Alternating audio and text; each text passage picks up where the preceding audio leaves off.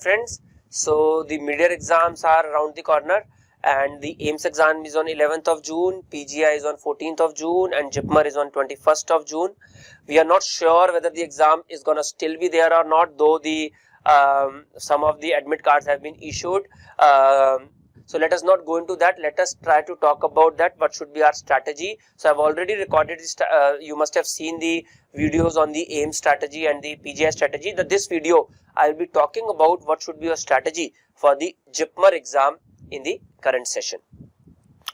So as we know that a JIPMER exam is one of the most difficult exam that we get in a PG entrance paper. Okay. Now in other papers that we say, what we follow is a 80-20 rule. Like in a NEET paper, we follow is an 80-20 rule, where we say 80% of the questions they are asked from the standard topic, where 20% of the questions are extremely difficult.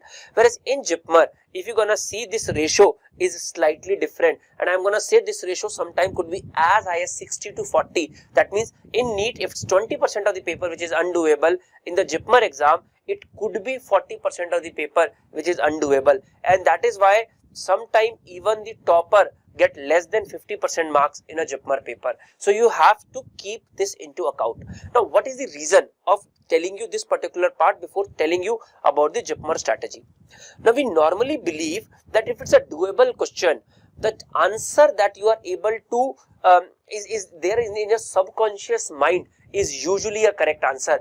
It doesn't happen in the paper like a JIPMER exam. In a JIPMER paper, they give that following drug has been approved in which schedule, something like that. So I mean nobody can answer such kind of question. So what is my suggestion? So normally what we suggest in a NEET paper is keep your attempt very high, keep your attempt to 290 to 300 questions in the NEET paper.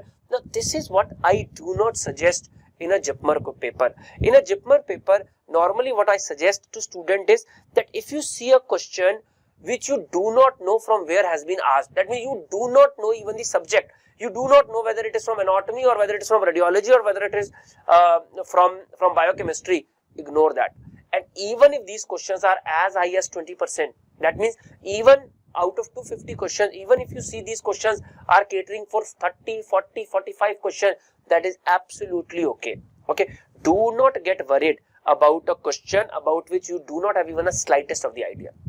In a JIPMER paper, you should be able to pick up the answers of the questions about which you have some idea. Okay, they have asked you questions and you have read them. It comes to your subconscious mind. Mark that as the answer. You do not know from where the question has been asked. Simply ignore that and move forward. Now that is one strategy of the JIPMER which is different from the other papers. It's a standard paper, 4 choices, 1/4 negative marking. Enough time, 250 questions, 3 hours, enough time, you will be able to do well. Try to revise your previous year JIPMER paper. They will be very helpful in the last minute. Do not get panicked, do not get stressed out. The competition in the mid-year exams is much less, though that's a separate issue that the seats are also less, but the competition is much less. If you stay focused, you will do very well in the exam. Okay, so take care, stay safe, and I wish you all the best for the exam.